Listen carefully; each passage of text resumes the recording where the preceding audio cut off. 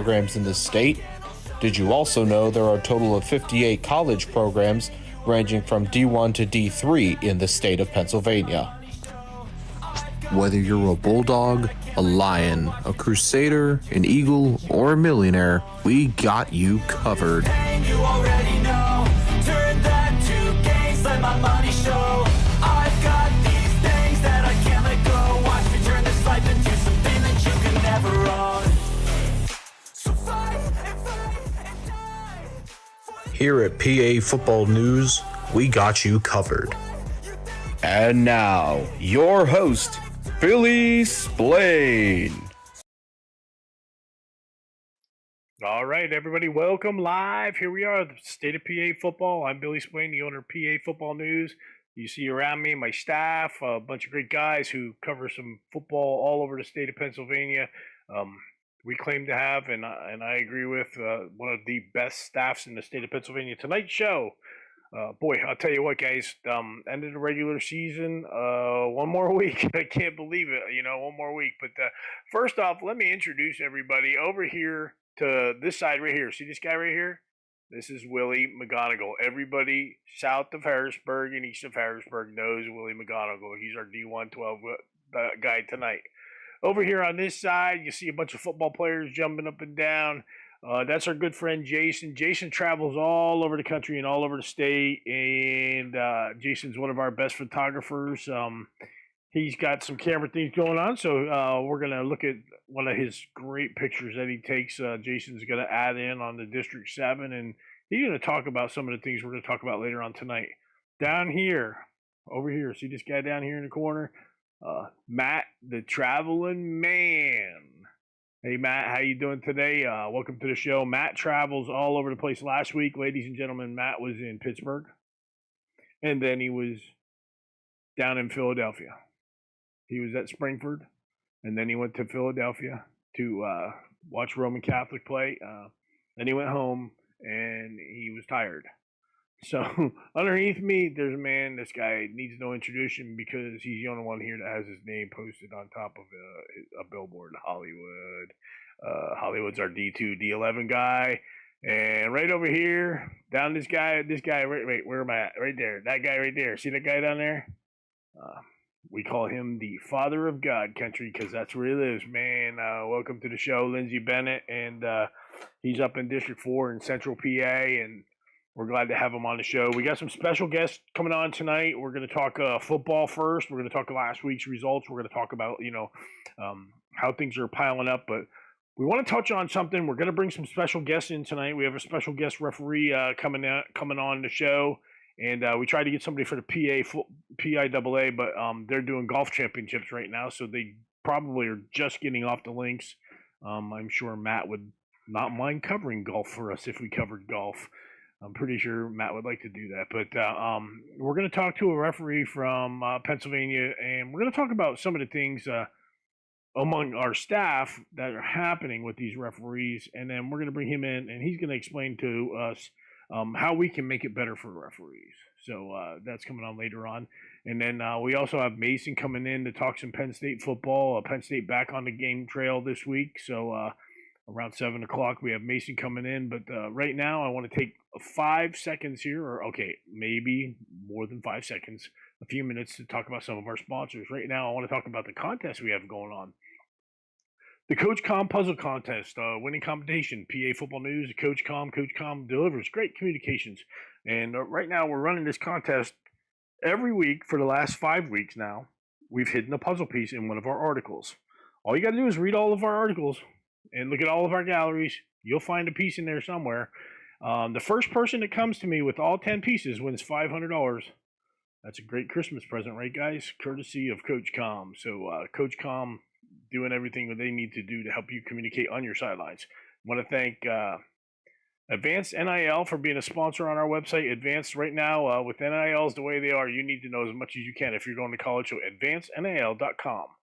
Want to thank Quick Cuts. Quick Cuts is a great sponsor on our website. Quick Cut is the alternative to Huddle. If you're looking for a great camera system, they've got them now. They've got cameras.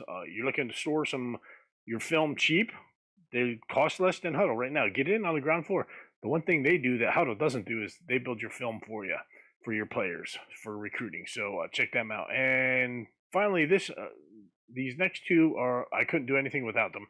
Circle W Sports, Ed Weaver at Circle W Sports builds our websites, and he gets things rolling for us. He keeps things online. He helps us. He actually was a vital part of helping us through an issue we had last weekend and this past weekend, and he helped us get through that with our website, because you guys know out there websites are just like it, it's another language, and it literally is another language. Got to thank one more before we go into the show. I got to thank Black Bear Fiber, and Center Wisp for keeping us online here in the Center Hall and the Central Pennsylvania area. If you're in an area where you don't have cable and you don't have internet in Central PA, that's like around the Seven Mountains area, check out Center Wisp. They go all the way down to Juniata, to Huntington, up to Lamar. Check them out. They keep us online, and they give us great internet and great service. So that's Center Wisp. Guys, welcome to the show, gentlemen. How's it going, everybody? Hey, good to see you, Billy. Good to see you too, guys. Good evening, Billy. Good to be here. Hey, let's get started right away. Let's start with Jason. Jason, where were you at this weekend? You will not see Jason's lips move, by the way.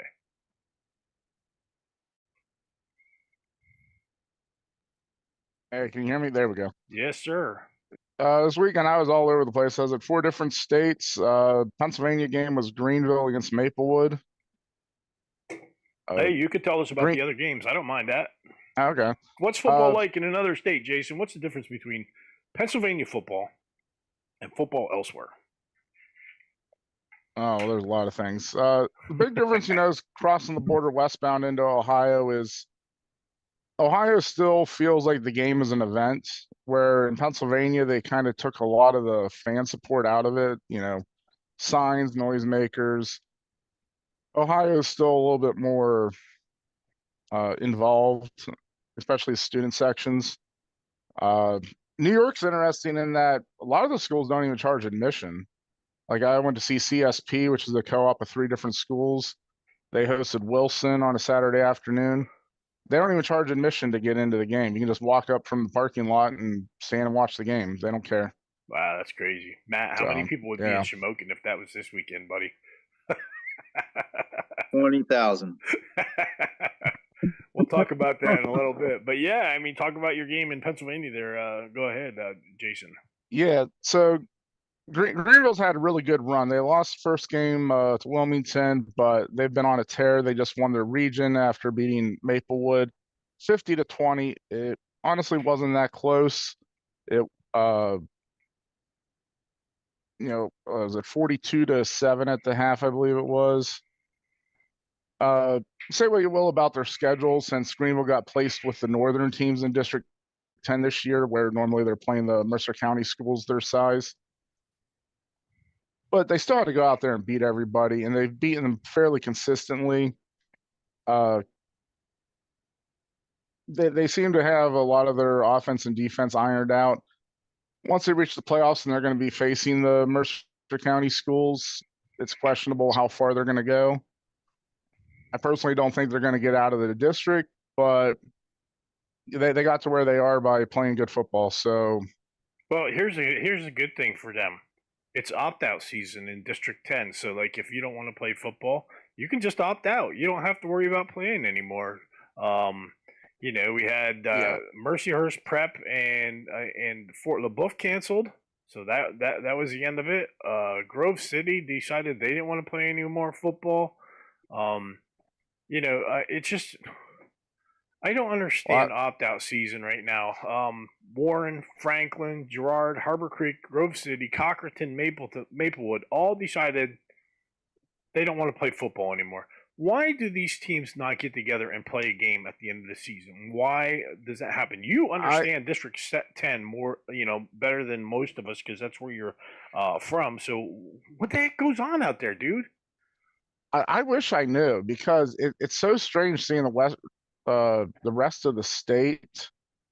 Opt-outs aren't really a thing, but in District 10, they happen so frequently because they have very hard brackets where if you finish a certain number in your region, you're going to play a certain team from another region. So a lot of times teams know who they're going to play, and the opt-out is simply to avoid playing them. They know it's going to be a loss, so why even play? So it's like And it's so unfortunate. like we have games all over the state. Like this weekend, like I'm sure Mount Carmel and Shamokin would love to just rest and be ready for their game this week. But across the state, they want to play football. Matt said it last week. They want to play football. They want to play that last game. I don't get it. Yeah, and also like the game that was canceled for the final week of the regular season, those might be the seniors' last like home game or regular season road game that they're giving up. It's like, why wouldn't you just want to play? And then you got the District 10 structure where if a team opts out, nobody fills in that spot. So you could conceivably have the number 1 team has to play a game because the number 8 seed or the 4 seed from the other region opts to play. But maybe the number 2 and the number 3 seed, their opponents opt out. So they get a bye. Number 1 has to go and play a game. Well, number 2 and 3 gets to take the week off. I don't. I mean, guys, can you imagine this in the ideal world? I know. In an ideal world, at least if you're going to have opt-outs, you would bump everybody up so that if there's 6 teams, okay, 3 and 4 will play 5 and 6, while number 1 and 2 get a bye at least. They earned it because they had the higher rating. But instead, they just leave it blank. They don't bump anybody up from beyond the playoffs qualifications. It's just a week off. Yeah, I don't get it. I don't see how it's fair for anybody. Anybody else want to chime in on that? Like as a student, as a kid, the kids want to play as many games as they possibly can. Like I can't imagine being in high school and saying, screw it, I'm not going to play a game. That's just crazy because you only get so many in your whole life to play. Right. I mean, the only suggestion I think that District 10 would accept is maybe to go away from the brackets and just do a random draw. At least that way you don't know who you're going to play. So maybe if there's a chance you're going to play another bad team, these teams that are at the bottom of the bracket will be like, well, okay, we'll play because we might play another bad team. What about a punishment? What about like, what shouldn't the PIAA say? Well, okay, if you opt out of playoffs, well, then guess what? Next 2 years, you don't qualify for playoffs. I agree with that. That would be a good incentive because the only schools that would legitimately opt out are the ones that have trouble actually completing a season with enough players. Years ago, was it 2018, Youngsville, rather infamously canceled their game against Farrell because they didn't have a healthy enough roster, but then already said, hey, next week we're going to play Erie East, even though they we're saying this week we don't have enough players. But then that was Youngsville's last ever season. They never played again because they were forced basically to give up football. Because if you can't play a season completely, you're done. And if you can't play week 10 or you can't play the first round of the playoffs that you qualify for, then you shouldn't be able to play in the future until you get your numbers up, if that's the issue. If it's just you don't want to play, well, then stop playing football. Yeah, I don't get it. I mean, anybody else have an idea? I know down here in District 1, the previous 2 years prior to this season, Harrington opted out of the Central League. And part of the agreement for Harrington to opt out of the Central League was that they could not compete in the district playoffs. Last year, Harrington would have qualified for the district playoffs, but because of their agreement with the Central League, they had to opt out of the district playoffs. There you go, Jason. That's your answer right there. I mean, now I know, like in District 4, Lindsay, correct me if I'm wrong, but in District 4, isn't it like? Well, I mean, I think there's a lot of districts that have this. Like some schools have like rules where we're only 5 and 5, we can't be in the playoffs, and so like. So they drop out, and then the next team that's 4 and 6 may say, "Yeah, we'll take the spot. We'll go in. We'll get an extra game, something like that." But am I wrong about that? I'm not sure the technicalities of it, but I know some schools do that. Yeah, I don't know if it's.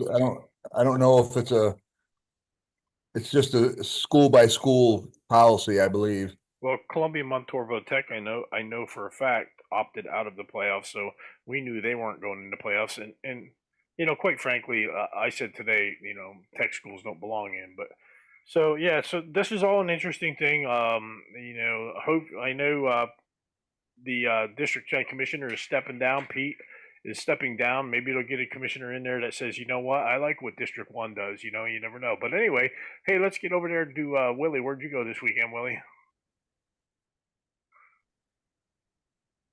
This weekend I was at Springfield Delco for the Youth Central League battle with Garden Valley. And Willie, just to be clear, who did you pick to win that game? Thanks, Billy. Thanks for bringing that up. I picked Garden Valley. Hey, you're welcome.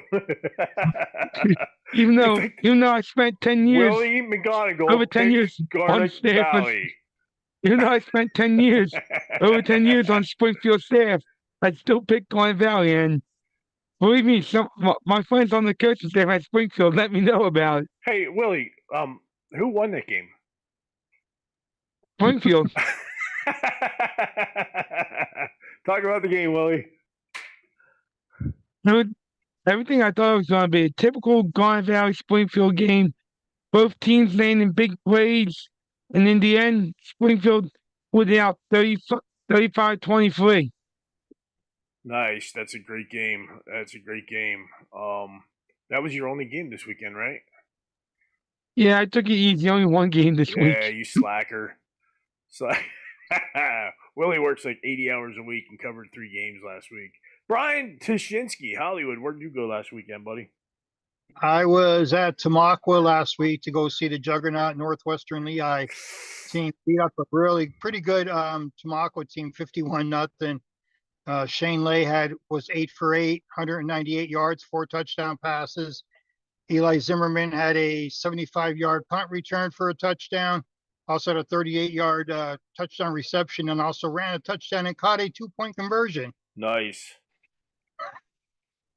So I'll be back to see them this week again with another big one with Southern Lehigh. Where'd you go Saturday? I didn't go anywhere Saturday. There was nothing around. Saturday. Nothing around. No, Imagine that. Nothing around. We're getting to that time of the year, man. Lindsay, where were you at this week? I went down to Loyal Sock and watched Smokin come in and waxed.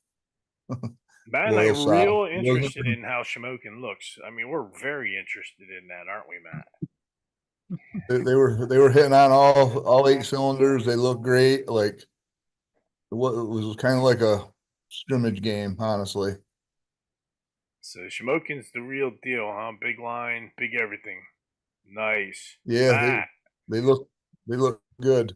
Matt, where'd you go Friday night, buddy? I headed west. I went Friday night. I went out and saw North Allegheny host Pine Richland. It was a great game.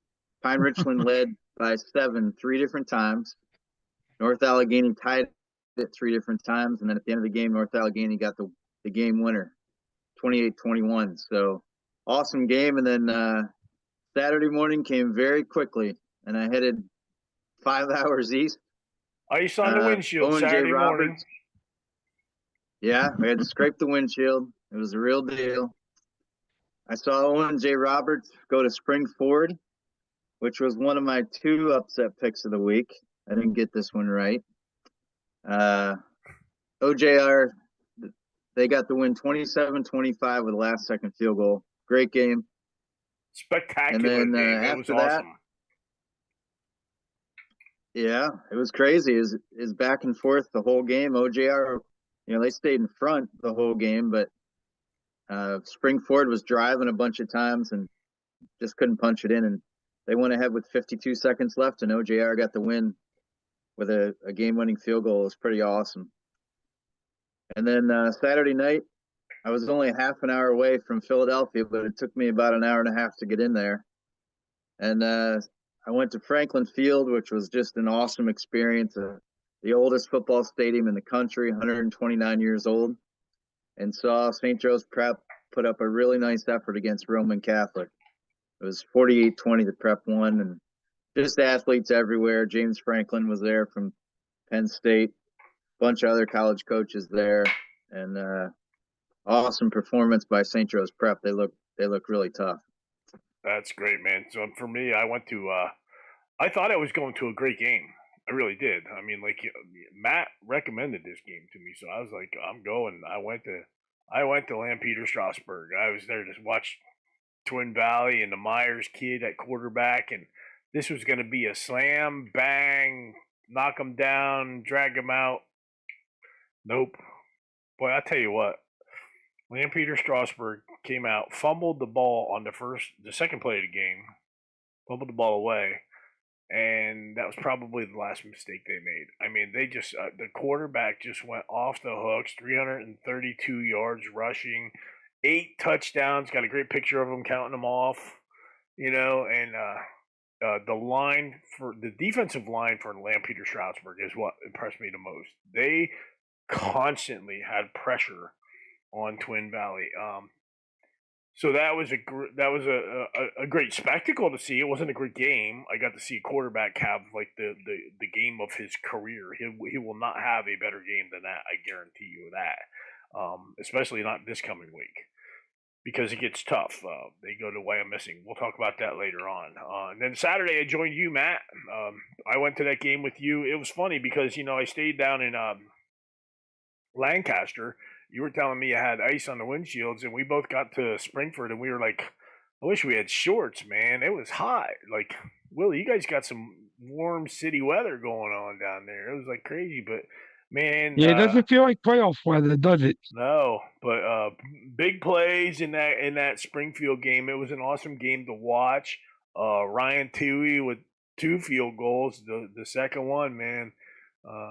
It was the game winner. I think one of the key plays in that game, Matt, for me watching it, was they brought him out for a 42-yard field goal. Springford iced him. They call timeout. They send the offense back out, and they do a real quick hurry-up quarterback draw that got 6 yards, and I think that was the key to getting that win for OJR. Yeah, it shortened the field for him for sure. I think it was like an 8 or 9 yard gain. Yeah, he got 6 yards out of that. It was great. It was, and it made it. And what he said was it made it a more comfortable kick for him. So, and that was a call on the defensive coordinator. He called that play. So, I was surprised by that. But yeah, I mean, good to see that. I think we just lost Hollywood. Hollywood, come back. But anyway, yeah. So those were some of the good games this weekend, and we had some other great games this weekend, some great scores from this weekend. And let me just check a few of them. I mean, Malvern Prep 27, Haverford nothing, Willie. We're surprised by the margin of victory. I know Malvern's considered by many the top team in the Interact, and the Haverford school is the one team that many people thought would compete with Malvern for the league title, but I guess Malvern showed who really is the kings of the Interact. Yeah. Matt, let's talk about this one out west. They were penalized last week, Westinghouse. They only had 11 guys on the field. They played with 10 on defense. Westinghouse beats Perry Traditional 68-0. How on earth does that happen? Well, Perry's terrible. We'll start there. Westinghouse is very talented. Obviously, the 11 kids they had on the field were extremely talented. It's an unfortunate situation. The week before, I saw the video. Over on the USO sideline, basically there was a scrum. All the Westinghouse kids ran across the field, so it looks like they're leaving the bench, even though the USO kids technically were leaving the bench too to get into the fight. Yeah, everybody gets suspended except the 11 offensive players that were on the field for Westinghouse. And I mean, I'll credit Westinghouse for being able to handle that situation and winning a game like that.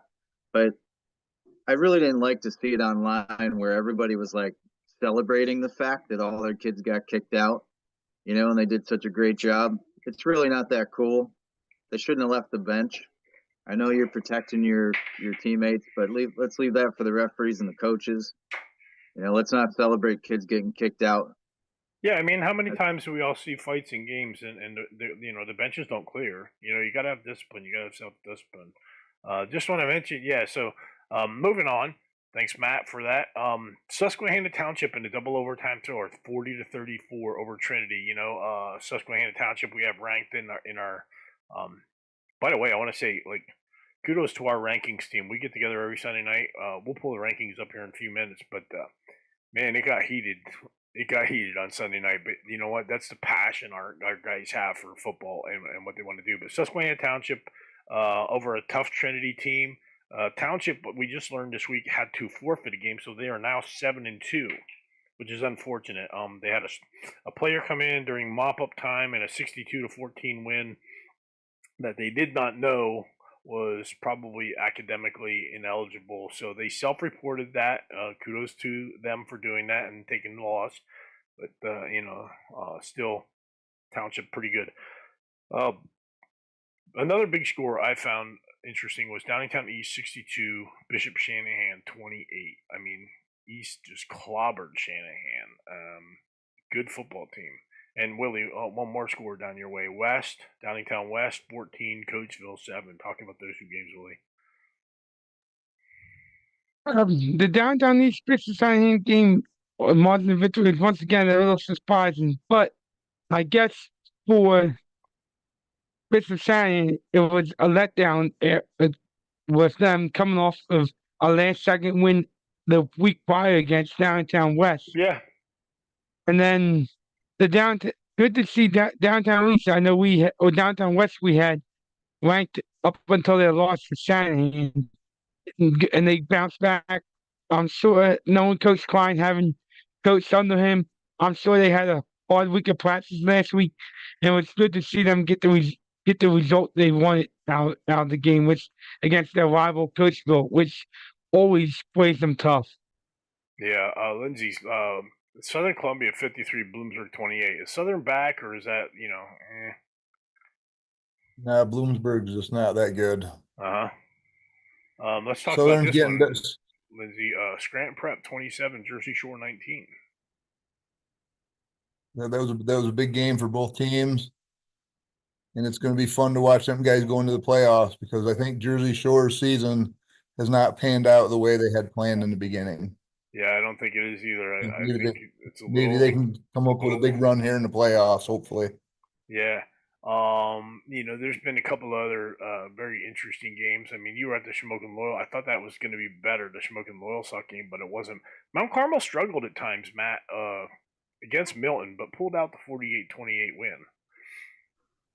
And Mount Carmel's had a strange season. At times they look spectacular, and we've had them ranked. We had them ranked pretty early in the season. We have them at honorable mention right now.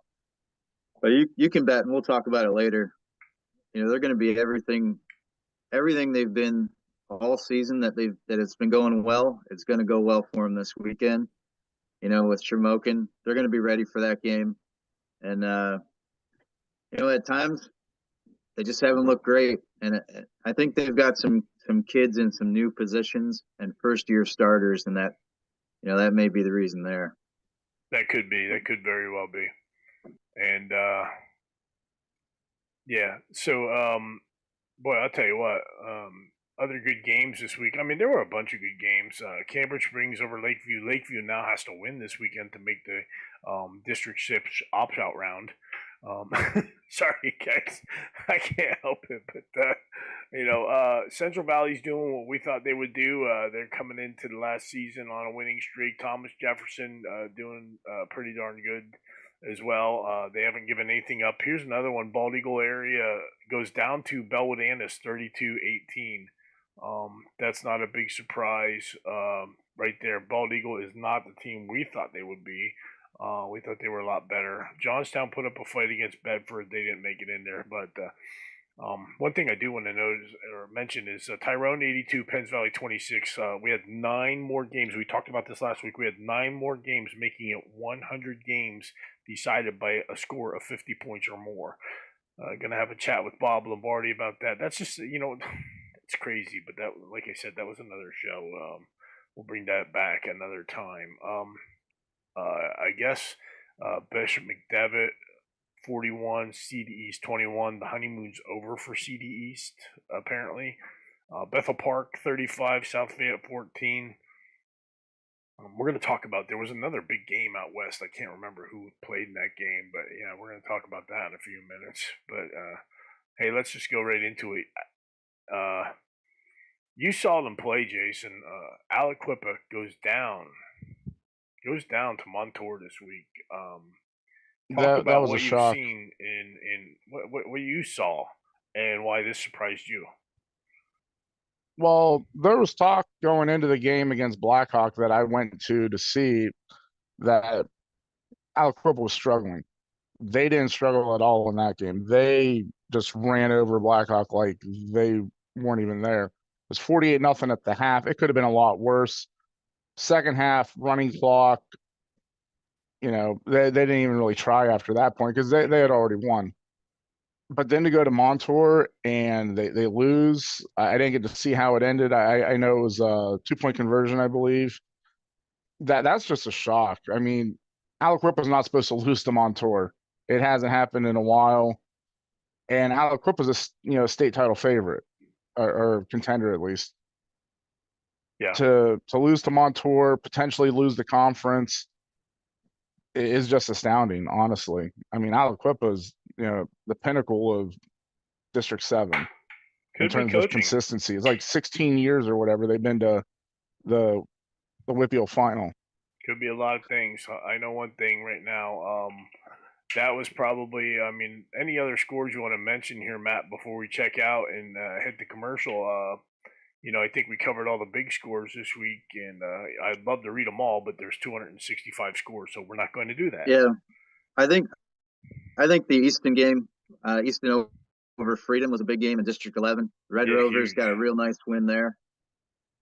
Yeah, that was a huge, huge win for the Red Rovers. They are back. It helps when you have a former Penn State All-Star guy, Matt Seneca, leading the way. He apparently, sometimes being a great college football player doesn't translate into being a great coach, but apparently Matt knows what he's doing. So Matt Seneca, kudos to Seneca.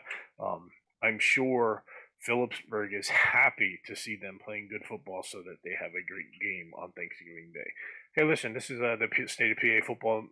We're going to talk about Penn State football here in a couple of seconds. Right now, we're going to take a break. We'll be right back after these words from some of our sponsors.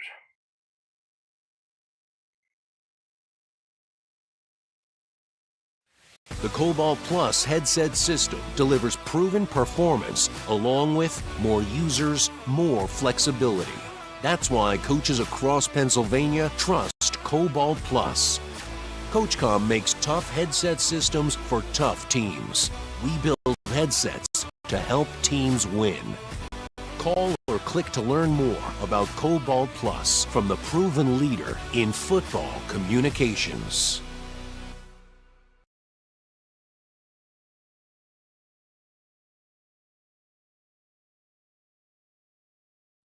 Hi, good afternoon. My name is Michael Sikorsky from the Funding Zone, the #1 fundraising company in the state of Pennsylvania.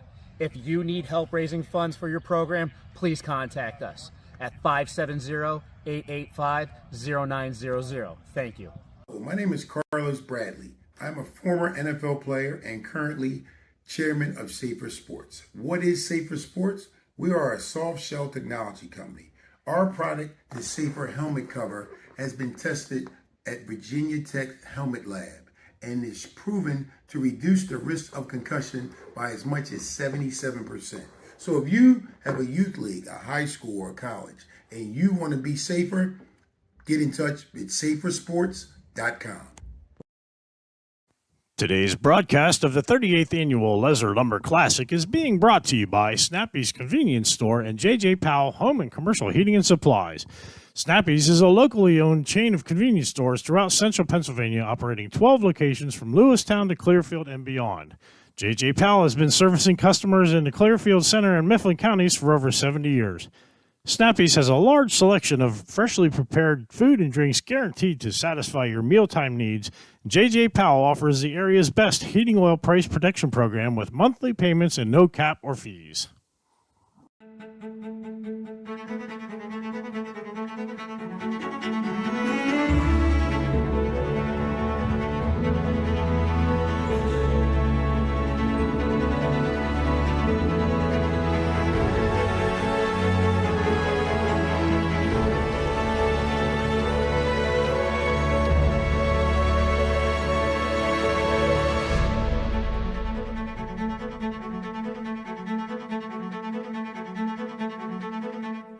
What's up, State College, Pennsylvania? It's me, Jordan Felice, and I'm so excited because I am heading your way on the Everything Good Tour. We're going to be in your city on November 3rd at Christ Community Church. It's going to be such an amazing night. I'm bringing my friend Joseph O'Brien with me.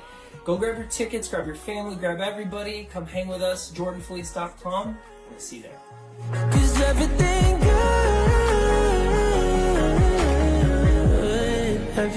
good comes from you. All right, welcome back to the State of PA football. Right now, we're bringing in Mason Ettinger. Mason is our Penn State beat writer. Mason, your program is brought to you by Villbillies in the Nittany Mall. If you're looking for great food, go to Villbillies in the Nittany Mall. If you need some tailgate gear, tailgate food, that's the place to be. Every Saturday, to run a large one-topping pizza, breadsticks, and a 2-liter soda for $25. And let me tell you something right now, the pizzas are huge. They are not small. They are huge pizzas. So check out Villbillies right now. They're the ones that make it possible for Mason to hit those games on a Saturday. Mason, welcome to the show, my friend.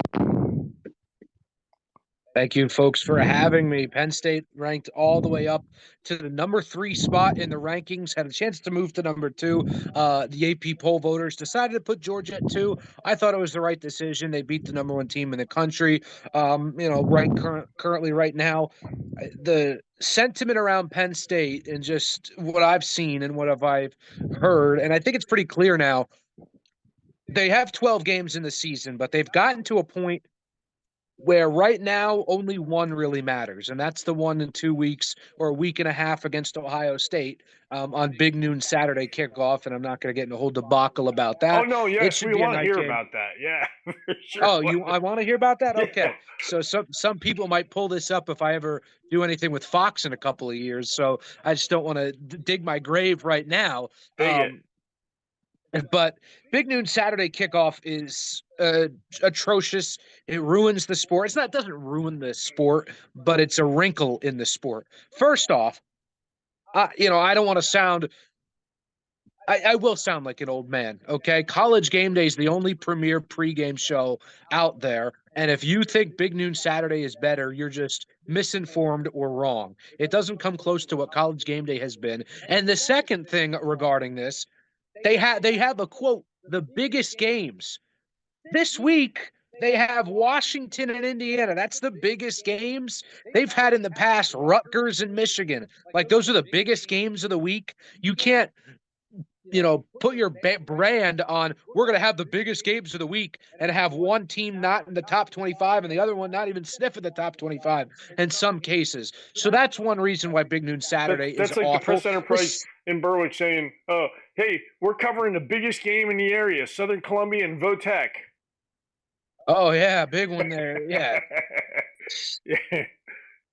Biggest game played in that stadium. Maybe. It's a shame. But it is a shame, Mason. I mean, like, Penn State, Ohio State deserves at a minimum a 4 o'clock start. At a minimum, a 4 o'clock start. But to me, you got 1 versus 3 or whatever they are, 3 versus 4 or whatever they are.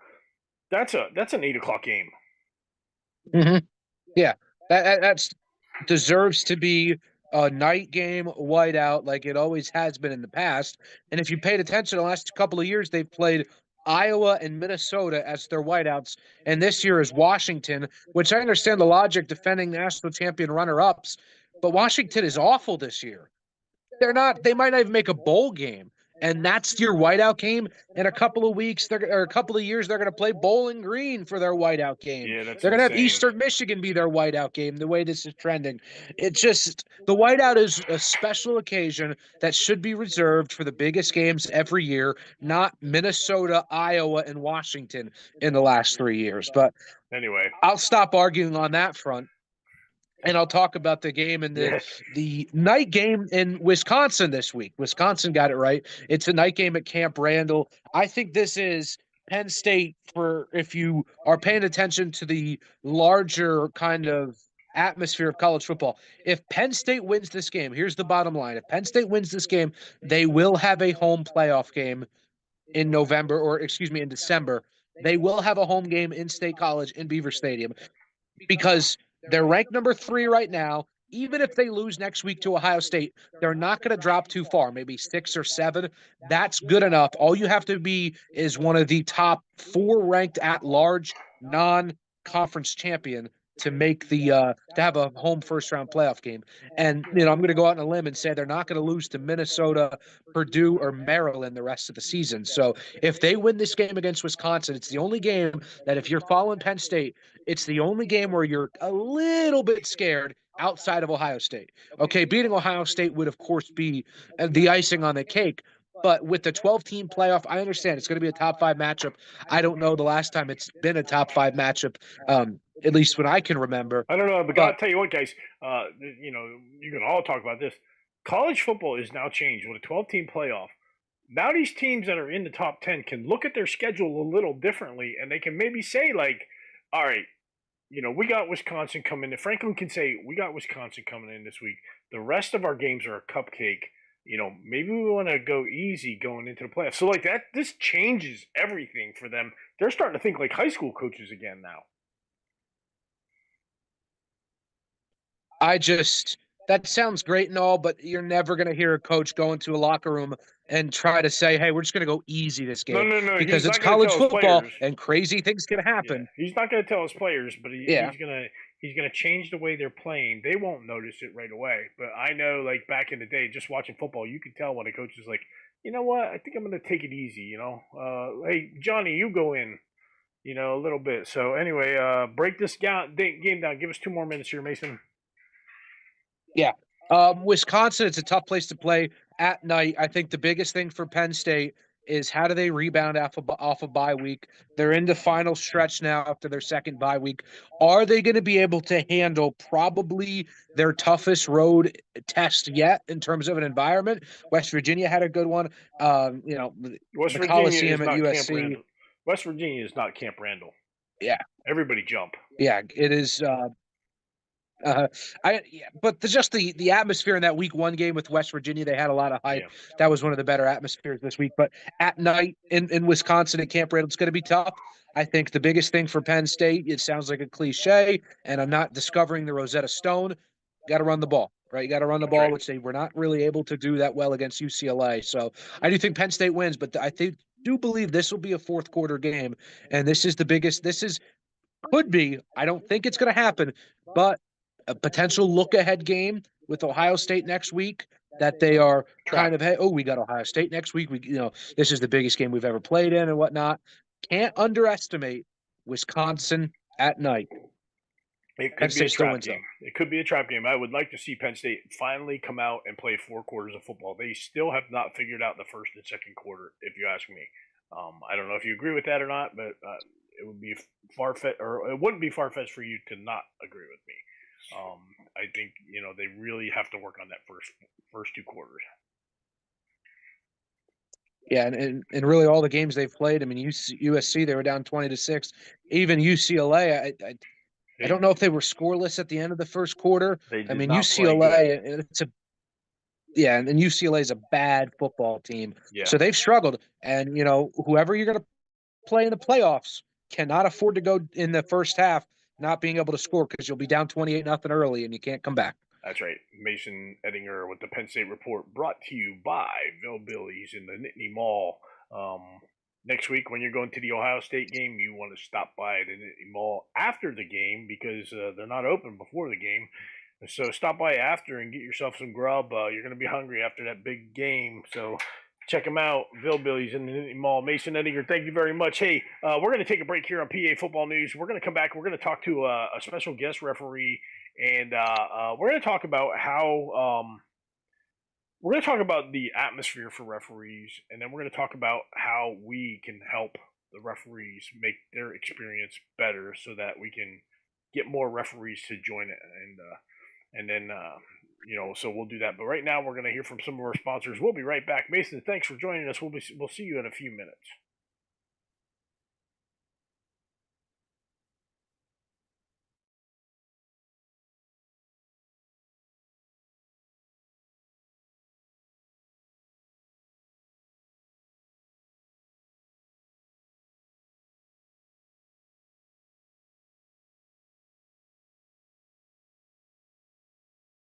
I would recommend becoming an official because you can feel like you're a part of a sport that you love. We officiate for the athletes and for the sport that we love, and so as long as you keep them first, then it's going to be a great experience. So the money I make from officiating for the past few years, I put all that money into savings to pay to finish my college education. In 6 months, when I complete that, I will not be in any debt.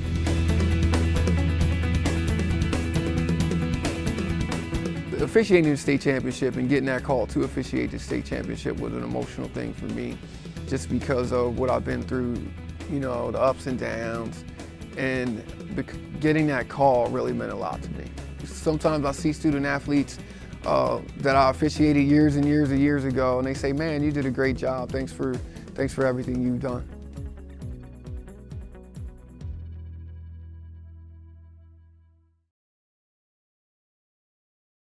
Circle W Sports is the complete all-in-one platform for high school sports, designed by former athletes, coaches, and athletic directors. Circle W Sports gives school and team personnel an easier solution to run their entire athletic departments with the help of these features. League Manager makes creating master schedules a breeze. Configure your divisions, build schedules, track league all-stars, and much, much more. Referee Manager helps assign and track game officials in the same platform. And with RefPay, your officials can get paid within hours instead of days or weeks. Enjoy live scoring and statistical services through our Performance Tracker and Stat Tracker apps. Learn how to track your workout or camp and combine statistics in real time. Then create any type of report after your results are tallied. The Stat Tracker app helps keep your fans involved, whether they are in the stands or at home, with live in-game stats. For more information, visit CircleWSports.com, the official online platforms of PA Football News and the PSFCA Big 33.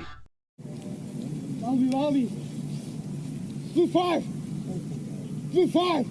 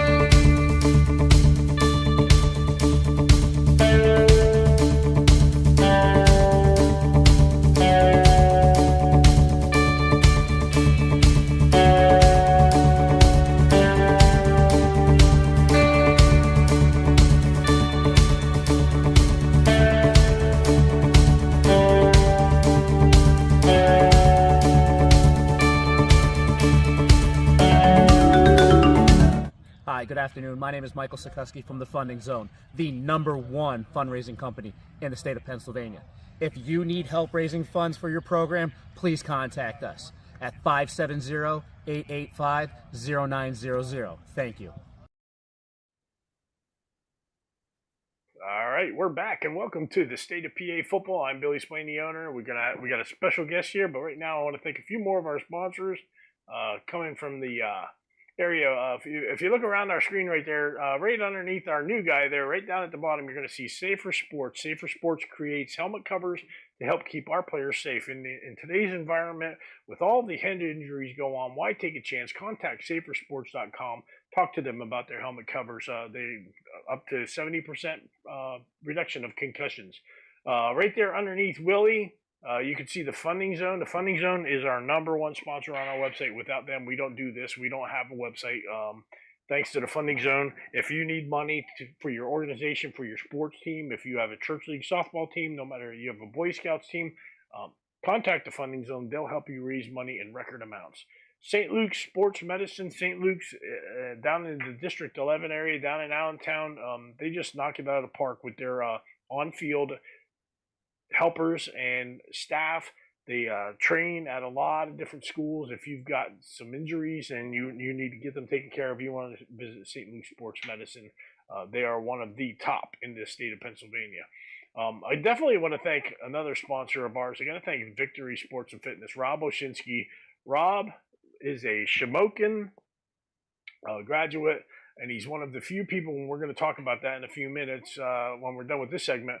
He's one of the few people who can claim that he was on a Shamokin team that has beat Mount Carmel. So thanks to Victory Sports and Fitness for being a sponsor on our website. I want to thank McGurk's for being a sponsor on our website. Matt and I stopped there the other day. McGurk's, great food, great place down in District 1 in the Philadelphia area. You got to thank Tony Sotisani from Parma Pizza for being a sponsor. And once again, we got to thank Center Wisp for keeping us online. Center Wisp, if you need the internet in Central PA, you're looking at the screen right now. That's our coverage area. I can't recommend a place any better than them to get some internet on your computer. Right now, I got a special guest, and let's get rid of that Parma thing there. Special guest, Rich. Hey, introduce yourself and tell everybody who you're here, who you are, and what you do. All right, I'm Rich Mosek, and I am a PIAA official. And I am happy to be here with PA Football News, get an opportunity to talk some officiating and about the game and what's currently happening. Yeah, so what's currently happening is, we go to these games and we see it, and it's just that it's not pretty. I mean, not all the time, but I mean, you guys out there, I want to keep this on a positive aspect of the game. So, take me through a typical week for a PIAA official. So a lot of times you're at a meeting midweek is what our day is, like a Wednesday, and we'll go and watch video for midweek together, talk about anything that's happening, whether it's unsportsmanlike or if it's something that is related to fans recently. But it's usually about what we're trying to correct ourselves, like how we're trying to improve ourselves to improve the game, to keep the integrity of the game for players, fans, schools. So that's usually like a midweek is what we have in our chapter, a meeting. But I'm easily officiating Monday's JV game and even Thursday's day before varsity junior high game. And sometimes there's Wednesday junior high games as well. So we could be busy repping 2 to 3 games before a varsity game. And then I was just talking to a colleague of mine, and we're watching film. We want to see tendencies of teams to see if there's anything that we need to be really conscientious of. If there's a covered tight end and they occasionally sneak them out, try to get it past the other team, not seeing something like that, or whether it's on an extra point and the team doesn't put their holder may not put their knee on the ground, and that allows them an opportunity then to run, one of the trick plays during an extra point, because otherwise in high school, if your knees are down, you're down. That's all there is to it on an extra point. So little things like that we watch. We just look for different formations. We want to really be on top of our game when we head into a Friday or a Saturday at this point as well, and sometimes even a Thursday varsity. So it's a busy week. I try to put in about 10 or 15 hours a week. And just for those out there that might want to be a referee, what does it pay? All right. Well, it depends on where you're at, and different levels pay different. Your junior high is going to be your lowest, and that's going to be JV, and then it's going to be varsity. So some districts pay more, but usually it's a negotiated rate through your chapter, and then the districts decide as a whole or the conference what they're going to pay. So I mean, like for like a college kid going to college, he plays football, but he doesn't want to play football in college, but he wants to stay connected to the game. If he goes and he's a referee, let's say, maybe like this guy can work 15 hours a week and make $300 or $225 or something like that, depending on where you're at. I mean, that's pretty good pocket change for going out and putting on a striped shirt and being involved in football, right? Well, the 15 hours a week is more like for just a varsity game, for one game. Okay. If you're talking junior high and JV added in there, then you're going to add probably another 3 hours per contest. So yeah, you can. So make you're looking some at 20 okay hours. money, but yeah. So if you look at it like your distance, 'cause we don't get paid mileage either. So I could easily travel like this week. I'll be traveling probably 120 miles round trip. That's a lot of fuel, and for what you get paid and the number of hours you get, it could be, some depends on how you look at it. I guess depending on where you're at too, right? Right, Rich? Yeah. I mean, some areas you could be like right in the middle of like 12 different schools and travel 20 minutes each way. And, like if you're in Allentown or something like that, I mean, like, where you at? So I'm up in the NTL. Yeah, so I there could you be go, right there. I traveling mean, like from- you're traveling an hour right away to a game. I mean, like you guys, they forgot to build towns closer together up in that area. You know what I mean? Yeah, they it's did. like, it's like it's almost like I call it the area where nobody liked each other. So like they built like far away from each other. I love That's it, how though. is. But I mean, like That's if you cool. think about it though, like if you're out in Pittsburgh, okay, let's say you're in Mercer County. I mean, there's 12 schools right there. And then you got all the feeder schools, all the little league schools, the midget teams and stuff like that. I mean, you can really be involved, make some money, and not worry, too much. But the problem is what you just told me about watching film and stuff like that. A lot of people don't understand that, and a lot of people don't see that, and a lot of people don't think that. They think you just wake up on Friday morning, go to work, and then get in a car and put a striped shirt on, and then you're done. And they don't understand all the rules. I mean, like even off season, I know you guys have rules meetings and stuff like that in the off season, things like that. So, how can we help you, and how can the fans help you guys have a better experience as a referee?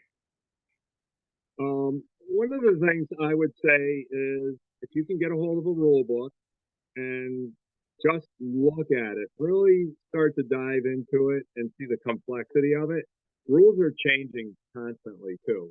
It's fluid. Every year we seem to have, 2 or 3 rules that change, whether it's a uniform that's being changed or a visor, something of that sort, or it's how we're going to mark penalties. And it's really easy to find that rule book too. I mean, it really is. Kind of easy. I mean, like, I wish they would do something a little differently, but I'm going to put it on the screen right now. And I got the PIAA website up right now. If you go to view handbooks on PIAA.org, view handbook, and you can look at the Constitution, the bylaws, the policies, procedures, the rules, and the regulations. There it is right there. Rules and regulations. You all might want to check that out, okay? Rich, sorry, I just wanted to show everybody that stuff is available to look at. It's not a myth. It is. Yep, and there's a misconception a lot with the different levels of play, NFL, college, and high school, and a lot of people they don't understand the rules of each level and how. Eventually, the top tier, like the NFL, trickles down to college, and college trickles down to high school. But we're not there yet. And the other thing is, we don't have instant replay. And a lot of people see things on TV, and they're like, "He missed that call," and then they can go and fix it. We don't get that luxury. Right. And nobody's perfect, right? Trying to get this Parma pizza. There it's gone. I couldn't get. I'm sorry about the ad there, folks. We couldn't get it off of there, but yeah, I mean, guys, anything else you want to ask Rich while he's here? Yeah, I'm wondering, Rich, how much do you actually hear on the field? I mean, as I'm working the games on the sidelines, I obviously hear everything because I'm not working the game like you are, and it's, to be honest, it's pretty embarrassing sometimes. I'll turn around, look at a guy, and be like, "What are you doing?" But how much do you actually hear on the field while you're working? It's going to depend on which field it is, because some fields, they're right on top of you. There's a couple in our conference here that they are literally probably 10, 12 feet away from me, like a track width away. And then some of them are standing right on the back of the goal line. Like if they pay an extra fee, they can stand back there from what I was just recently told. So I'm like trying to make room sometimes, and then I can hear everything. But then there's times where I don't hear that much. I'm really focused. It's goofy. I've talked to Lindsay about this, and a few people, they're like, what are you doing talking? And I talk to myself to keep myself engaged in the game, whether I'm saying what number player I'm focused on for my coverage in my area, my zone. You know, and I talk what down it is. I'm focused on things going on in the field. But I do hear chatter behind me, and often I'll hear one fan that just wants to be heard at the right time. And usually it's just something not appropriate. And what do you But guys I do hear enough stuff. So what do you guys consider like the line? So once it becomes personal, like an attack on the person, you know, they call out your name, they know who you are, and then they start from there. That's one thing I've seen. Anything that can be deemed personal. And then anything that is, how can I say this, completely inappropriate language. You know, you can take so much, and people can say their piece as long as they're saying their piece in a respectful way. But once it becomes belligerent, that's where we have to end it. I know that just happened recently with one of the schools up our way. One of the, it was a parent or a coach's wife or something like that was recently removed from a game. That she was in a place and she used the F word toward an official and was removed. So I'm just going to say this out in the open, Rich. Don't go to Philadelphia. Tell your administrators not to go to Philadelphia. Don't come down here. There you go. They wouldn't even notice that. They wouldn't notice it. But yeah, I get it. Another question I have for you is, obviously you know the landscape of referees. I'm sure you guys get notified of things happening. You know what's going on. So again, I just want to ask, like, how can we make your experience as a referee or a game official, how can we as fans, coaches, and media, how can we help make that better? Like, I'm thinking, like, if we see somebody getting belligerent and like starting to attack the referees, it's like, for me, it's pretty easy for me to stand up, walk over, and say, "Hey, you might want to check this guy out," to a game official, not a referee, but like a security guy. Yeah, yep. I've seen that happen, and I've seen people calm down. Generally, I'm like, hey, do you want to enjoy the rest of the game, or do you want to leave? Like, it's a choice that they make. You know, and we want to have good relationships with the fans, along with players, coaches. You want that to all work together. I love passion, but there's a point where when they go past that, that's where we've got problems that we have to address. And one of the things I think is if we have the right consequences for certain actions, that might help curtail some stuff. That's one thing. But I want people to enjoy the game. I want fans to, like, I love hearing them when they're cheering. And, you know, if they've got chance and anything like that. But I understand there's missed calls, there's bad plays on whether a player makes a bad play or it's a late hit or a coach does something and fans don't like that. It's understand why a flag or why things are enforced. That's the biggest thing. Like, educate yourself. Yeah, I agree. I got a couple questions for you. Go ahead, Willie. Willie's an umpire down in District 1 area. All right, Willie. First off, what is your favorite thing about being out there on a Friday night? Hold on. This thing went wonky. I don't know what happened. Are we good still? Yeah, yep. All right. So, can you repeat that?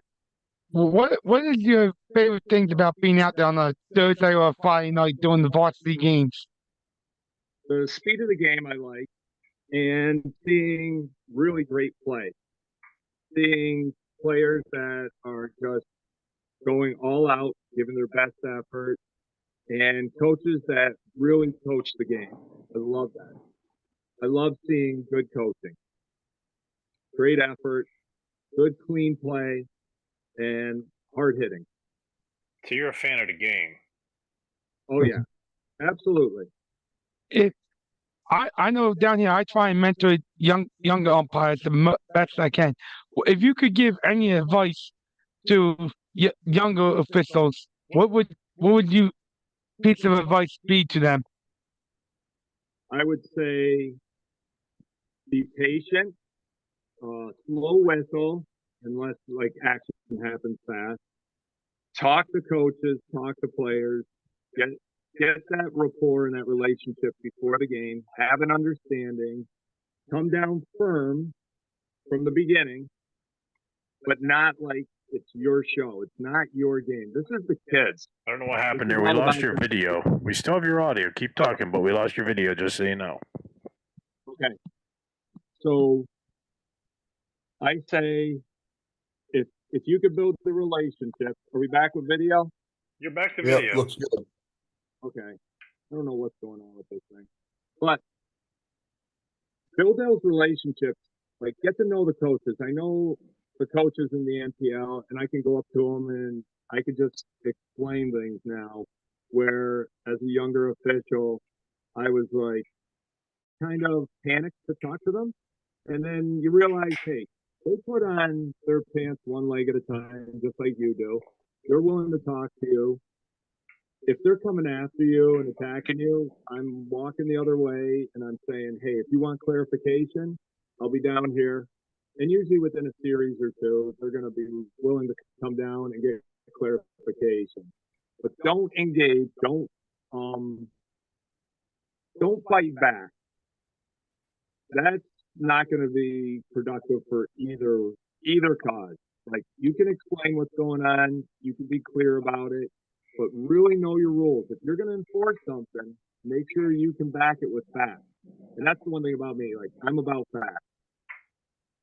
Yeah, and we all make So that's mistakes. I mean, like everybody makes a mistake on the field. I mean, coaches make mistakes, players make mistakes, and referees make mistakes. So, but that's my question to you is, let's say you're on the field, it's a big game, it's close, and you guys make a mistake, and it's not a mistake that you can take back, like an inadvertent whistle. And I've seen that actually twice this year, cost teams touchdowns. I have not seen that. I don't think I've ever seen an inadvertent whistle cost a team a touchdown ever. I've seen it twice this year. So, like, you're on the field, that happens to you. How do you handle that with the coaches? So we're going to talk about that and clearly explain that, okay, that's on us. There's nothing we can do at that point. It's not like we can go back, and we've got to move forward and we've got to do our best. So you don't do like a, if we didn't blow the whistle, he doesn't score a touchdown or anything like that. You just say sorry. Yeah, there's no going back. Once it's a touchdown, it's a touchdown. Like, unless we meet and can determine something, but we're going to do that before we talk to an official. Or I'm sorry, before we talk to a coach. We'll meet. We're trying to get the call right at the end of the day. If we have to get more input from other officials, we're going to do that. But once the call goes as a touchdown, I don't believe you can ever take that back. Yeah, I hear you. We don't have review. All right, let's go there. A lot of people think PA should adopt that technology. What are your thoughts? Instant replay technology. What's your thought on that, Rich? Well, that'd be great. But I'll tell you what, that's going to cost a fortune. Then you're going to have to get people who can man it. And they're going to have to be able to man it with fidelity. It's got to be consistent. And then you're going to be leaving it up to an interpretation again. It's going to take time, too, for the game. So we're going to lengthen the game. We don't get commercial timeouts or any sponsors. So you're talking a large financial burden. We're talking right now, I want to say it's probably between 15 and 20 people on an NPL game that is getting paid to get a game going, whether it's a security person, it's a game manager, it's the officials, it's ticket takers, it's a video person, an announcer. I mean, there's a list. Now you got to add 3 or 4 more people because you need like 1 or 2 people on a camera because you don't. I mean, one angle doesn't do you any good. You got to have 2 angles. You got to have, you got to have all those cables connected to do that. You got to have an official that's going to go over and review it. You got to have an official up in the booth. You got to have somebody up in the booth doing it. So you're looking at another $500 minimum paying people to be there to do that. Not to mention, you guys don't even have enough referees now, and people are screaming they want to bring more in. Exactly. So yeah, I would love it. It would be great. It would clarify a lot of stuff that people see from 80 yards away when they're in the stand. What's the most bizarre call you ever saw? Like you ever had to do? Oh man, now you got me thinking. Yeah. All right. I'm trying to think of the scenario, how it happened. It was on a punt. And the receiving team went to fair catch it. Ball hit off of the kid decides he's going to go toward the goal line, and it's like around the 3, touches the ball, and the ball kicks toward the other end zone, so it starts heading that way. A kid comes up and swats at it, misses it. Another kid kicks the ball in the direction toward. He was a kicking team. It was the kicking team. So that would be his touch, and kicked it back toward his end zone that he was defending, and then somebody tried picking up the ball and advancing it into the end zone, and it got swatted again. And it was like a melee. And all I did is just sit there and wait for it to play out. And I thought, oh my God, this is like an Abbott and Costello routine on the field. What was the call? It was crazy. I'm telling you, it was like the ball's getting batted, it's getting kicked, and all these other things. And there's like illegal touching, and then there's touching, but the play isn't dead because if there's an illegal touch, they can still pick it up and then try and advance at the other team who is receiving it. It was a hot mess. We got it right at the end of the day, and the guys were like, Rich, I can't believe you just never blew the whistle. And I'll bet you there isn't a fan watching this show right now that would have got that call right. Maybe 1. Maybe 2. I'm telling you, it was crazy. Yeah. I remember That's great. where I was standing. It was a Y-losing game. Yeah, that's great. That's crazy. Rich, thanks for stopping in. Real quick, I'm going to bring the website up again. And, if you want to become an official, it's pretty simple, right, buddy?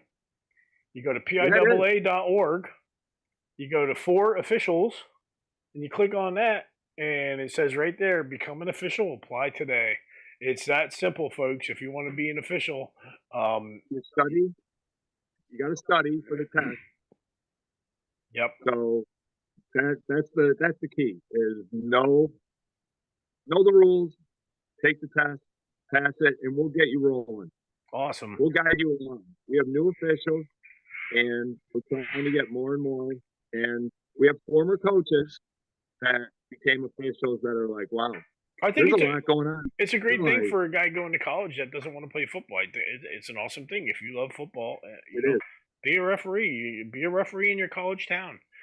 And then if you're going home, maybe you can pick up a game when you go home. You never know. But I want to thank you for stopping in. Yeah, I want to thank you for stopping in and talking about this. I wanted to go one way with tonight, but I thought it would be better to put officials in a good light and let you explain what's going on, because up in District 10 we've had some pretty nasty incidents, and you can get arrested for going after a referee. I just want to say that right now, and I don't want to put you on the spot because I know the PIAA isn't comfortable with referees going out and making statements and stuff like that. So we're not going to put you on the spot. But look, folks, you just heard an explanation of what these guys do and what these guys go through. There isn't a fan. There are very few fans, I'm going to say this, that are sitting in those stadiums seats that know the rules like these guys. They do not know that they watch film. They do. They watch film. They talk to the coaches. You know what? When you go out, you see these guys before the game. They're talking to each coach. They're saying, "Hey, coach, what are the tendencies of the other team? What do they do? What should what should we be watching out for? What do you do? Do you guys have any? Do you change the lineup and stuff like that? What do you have? Do you do? They're asking these coaches a lot of questions so that they can get the game as best they can called correctly. Am I right about that? Absolutely. Yeah. So here's the thing. They're going to get calls wrong. You're going to make mistakes in your house. Your wife's going to make a mistake. Your dad's going to make a mistake. The coach is going to make a mistake. And guess what? The kid on the field is going to make a mistake. He's going to make more than one a day.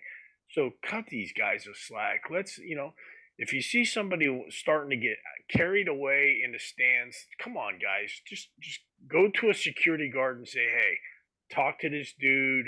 We need to calm him down. Get off the... Yeah, if you disagree with a call, yell at them. They don't care. Yell, oh, what kind of call was that? Big deal. Or when are you going to call a penalty on them? That you got to love that one, right, Rich? How much did they pay you? $75. I can assure you, no official has ever overturned the call because of something fans yelled. If anything, it's going to hurt your team more.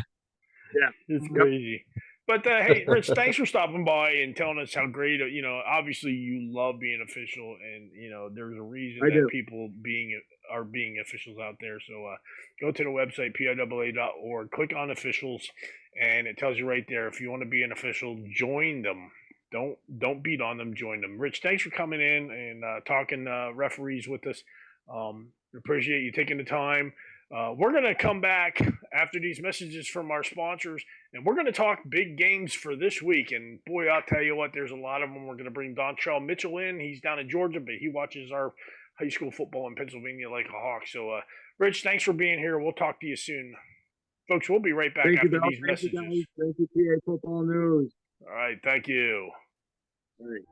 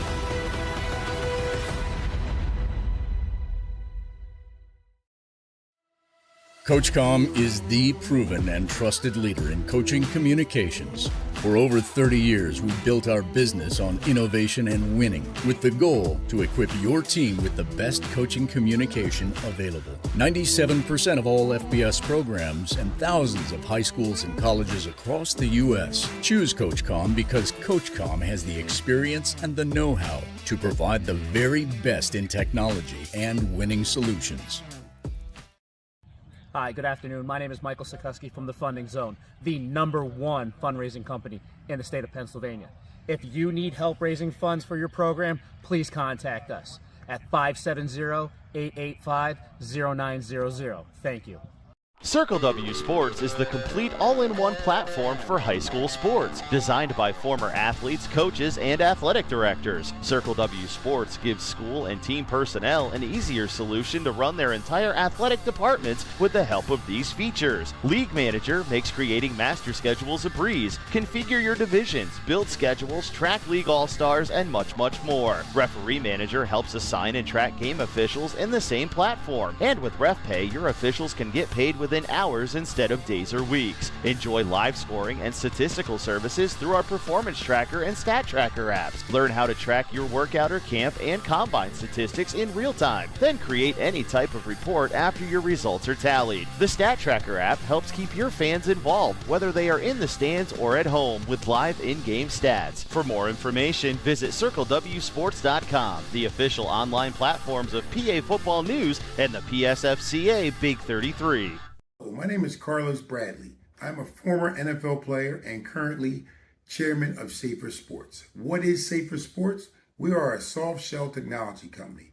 Our product, the Safer Helmet Cover, has been tested at Virginia Tech Helmet Lab and is proven to reduce the risk of concussion by as much as 77%. So if you have a youth league, a high school or a college, and you want to be safer, get in touch with safersports.com.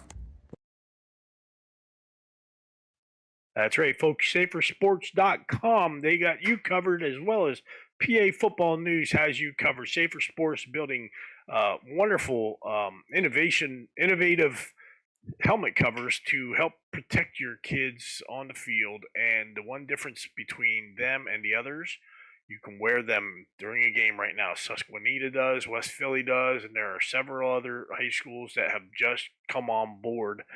So join the group. We've had some head injuries going on out west this week, right, guys? Out west, there was a kid that went down with a head injury. So jump on board with Safer Sports and protect our kids. Hey, welcome to the show, Dontrell Mitchell. Dontrell is in an unusual situation. He's new to our website. He doesn't live in Pennsylvania, but he follows Pennsylvania pretty closely, and he's a District 3 guy, and, that's where we're lacking in District 3, and I'm glad to have him on board. So welcome to the show, Dontrell, and, tell us a little bit about you and what you've been watching. Hey, everybody. Hope everybody's well today. Yeah, I'm from Harrisburg, Pennsylvania, reside right now in Atlanta, Georgia, big District 3 guy. I'm an alumni from Harrisburg High School, class of 2007. From day one, I played football there for 4 years under Coach George Chomp. Also been following Pennsylvania high school sports from the time I've been in high school playing and afterwards. George Chomp, man, the legend. You played for the legend, George Chomp. Yeah. He was something else, man. Got to meet him a couple of times. Yeah, he was something else. Also played for Coach Ortega. He was our defensive coordinator at the time during my time there. He's at Coatesville right now. So awesome. I covered a lot of high school sports, mainly a lot of Cougar football over the years, and then also throughout the course a lot of Commonwealth teams and other teams throughout the state as well. Awesome. Well, welcome on board. Hey guys, let's start going around the horn. Let's start wherever you want, unless you want me to lead it off here with the big games. Avonworth and Beaver out in District 7. Matt, what do you think of that game? Yeah, Lopes have been coming on strong mid to late season here. Early on, they kind of got lost in there's a lot of good teams out there in District 7, and the Lopes are back again. They lost in the district final last year at Acrisure, so not a surprise that they're there again this year. Yeah, it's a good game. That should be a great game, and goes a long way for playoffs out in District 7. And what do you got down in District 3 for us in the Commonwealth there? What are you watching this week in the Commonwealth, Dontrell?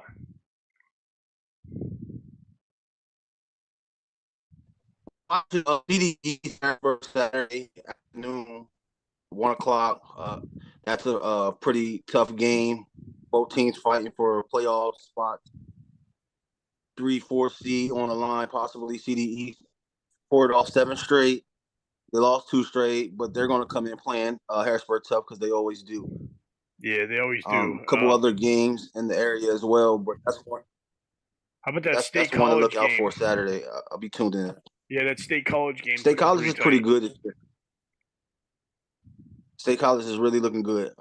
That's a team that's going to be a team to reckon with in the 6A playoffs as well. I mean, you got Bishop McDevitt down there too. I mean, they're playing State College this week. Does McDevitt lose again and skate through the 5A playoffs in District 3? I think I think I don't want to write any of the other 5A teams off, but I think McDevitt to me is the heavy favorite. Don't want to, like I said, don't want to overlook those other teams, but McDevitt has a strong chance to run through districts down there in 5A for sure, I think. But that Friday night game as well against State College, that's going to be a pretty good game. Really good game. State College has a nasty defense, and Coach Alento up there, he's doing a really great job over the years with the teams that he's had. Yeah, and Coach Wechter, you can't go no wrong with him as well. No, you can't. Let's skip around the state a little bit here. Bethel Park and Peters Township. Who wants to talk about that one? That's a good one. That's a real good football game. Yeah, I mean, Bethel Park's running into a meat grinder at the end of their season. They were undefeated, and now they're running into a couple tough games.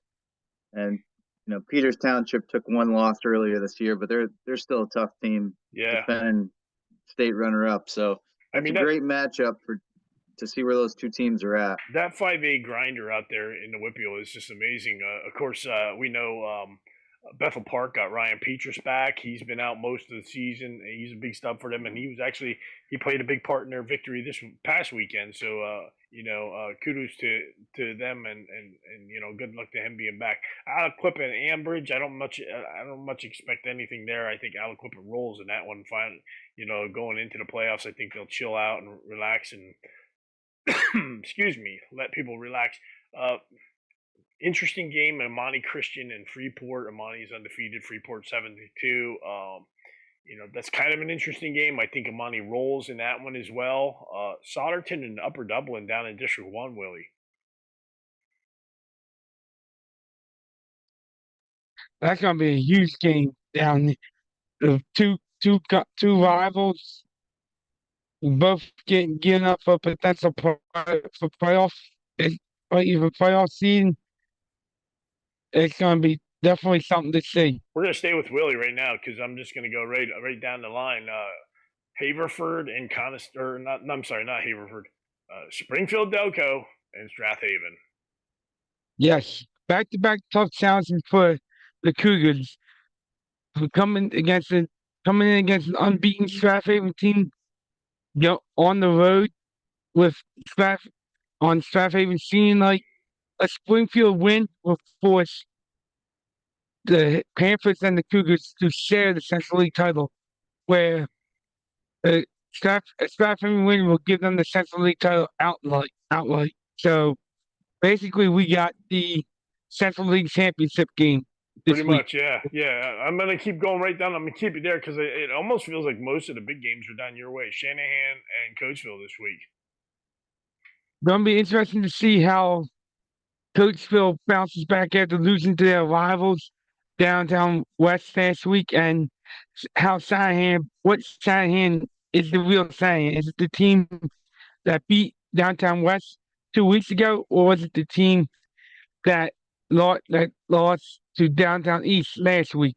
Speaking of downtown I know East, we discussed putting them on rankings. I know we discussed couple of weeks ago, putting them in the rankings at the Downtown West game, man. After last week, we look like geniuses for not putting them in there right now. Yeah. Speaking of Hey, West, Billy, what's up? isn't that Coatesville team fighting for playoff seeding as well? They Yes, are. they are. They are currently sitting in the 14th slot of 16 teams. So a loss could definitely hurt them this week. Big time, yeah. Big game, big game. A lot of big games. And speaking of Downingtown West, they've got a 5-3 Downingtown East. Is that 5-3 a little deceptive there? I mean, Absolutely, and they both share the beautiful Kite Stadium, so there's really no home field advantage. Matt, have you been there yet? Cottonmire? I've been there plenty of times this year. Yeah. No, Matt. Many times. Yeah, Awesome. some great games. What a great place to be. It's a great place to be.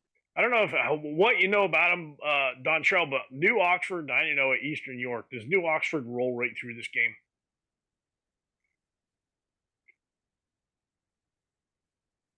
Don Trell, where you at? New Oxford. Yeah. I think you know what, they should roll through that game, but I actually think it'll be tougher than expected. That's just my opinion, but they should roll through that game. But something about this week, I have a feeling that they'll win the game, but it'll be tougher than expected. Yeah, I think so too. I think it's going to be a tough game. The Eastern York and West York are pretty good this year. We lost Brian, but two huge games down in the EPC, guys. Nazareth 7-2 at East and 8-1, and we got Parkland at Emmaus 8-1 versus 7-2. Boy, I'll tell you what. Nazareth, you saw Nazareth 2 weeks ago, right, Matt, or was it last week? And you said the quarterback was like spot on. Does Easton have a problem? Yeah, 2 weeks ago I saw Nazareth play Becca, and they were on fire that day. I've seen Nazareth twice this season, and obviously as the quarterback goes, they go. But it'll be interesting to see if Easton can keep it rolling. That's a huge win against Freedom, and sometimes teams have letdowns after big wins like that. So we'll see if the Red Rovers can keep it going. Any game in that conference is going to be a tight game, so I don't think you're going to see a blowout either way. No, you're not. One game we didn't mention when we were talking about last week's games was Schuylkill Haven, another District 11 team, and Nativity BVM, right down to the wire, 28-27 Haven. It went. Haven did not lead until 4 seconds left in that game. Tight game. Strathaven playing good football, so look out for Strathaven. They've got a good contest we're going to talk about in a few minutes coming up. But, District 11 is tough this year. They've got some really good football teams. But right now, I'm going to talk about District 2, Riverside at Lackawanna Trail. Riverside, of course, is a 2A team. They're 9-0. Lackawanna Trail's 1A, 8-1. Lackawanna Trail went deep into playoffs last year, and they're looking to do the same thing this year. Both teams are ranked high in our rankings.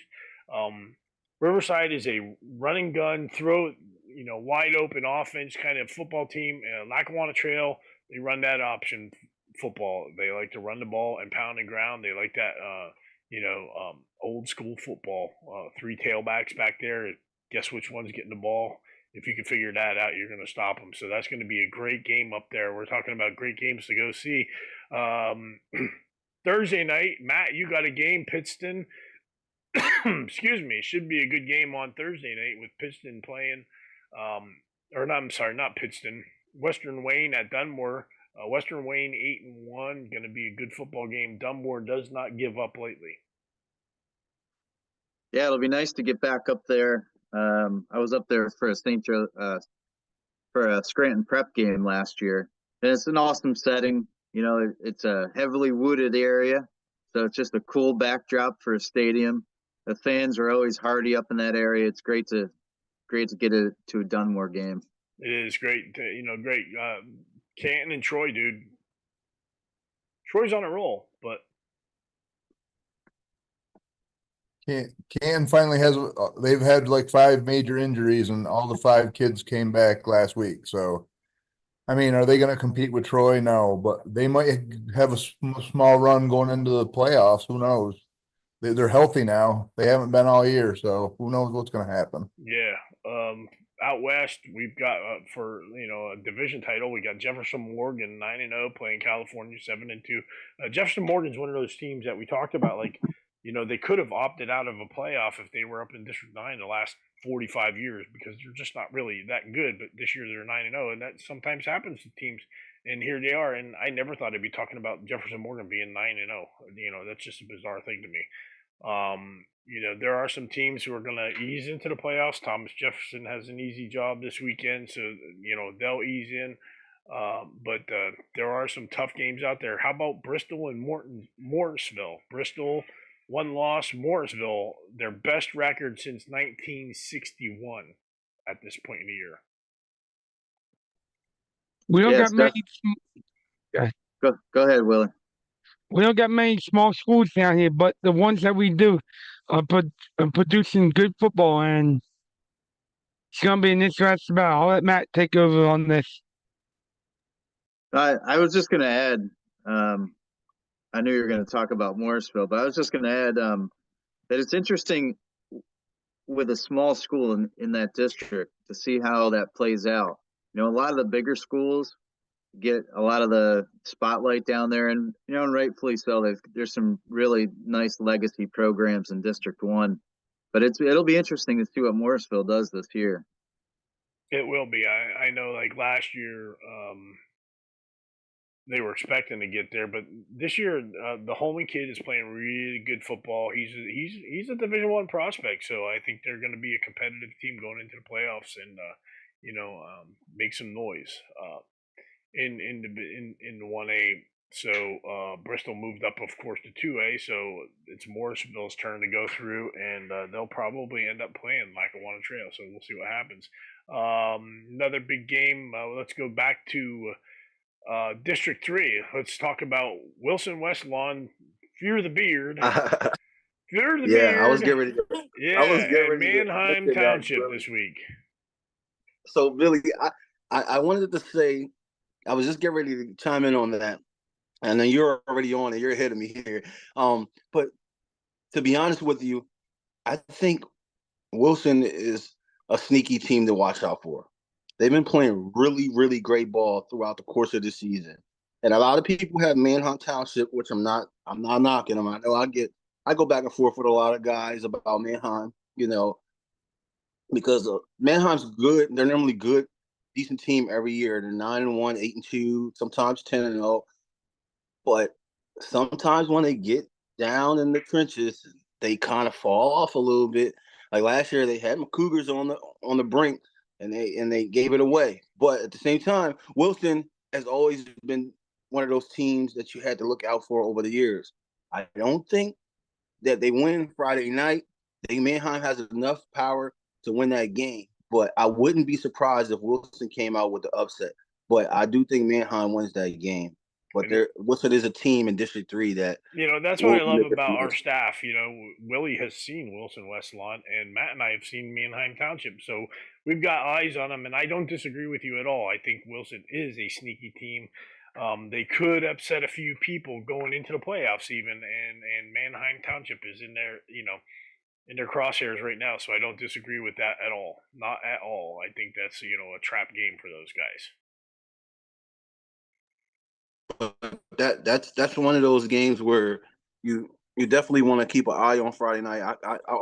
I didn't forget, but I almost let that slip away. Like Wilson, Manheim Township. I think they're playing at Manheim, if I'm not mistaken. They are playing at Manheim Township. Saucon Valley at Northern Lehigh is going to be a big one this weekend. I think Northern Lehigh is a team to watch out for once we hit the playoffs. Another big game this weekend is Northwestern Lehigh and Southern Lehigh. That's for all the marbles down there. That's one of the biggest games in District 11 this weekend. And, there's, you can count them 5 out of the 10 games in District 11 are biggest games, So that's going to be a battle. Brian's going to be at that game. I don't know what happened to Hollywood. He was here and he disappeared, Somebody must have kidnapped him or took his phone. I hope he's okay. Shane, come back. Shane, come back. Oh, wait, that was the other night. We couldn't find Shane. But, just having a little fun right now. Value U at Wall Paul Pack. Not a huge game. Let's talk about some of these crossover games right now. Bishop Guilfoyle and the LHAC playing at Penn Cambria. Of course, what they did this year was all the Eastern Conference teams in the LHCC. It's a crossover, so they took 1 versus 1, 2 versus 2, and they're playing all the West places. That's an interesting game to me. Penn Cambria has got a passing attack that could probably keep up with Guilfoyle, Matt.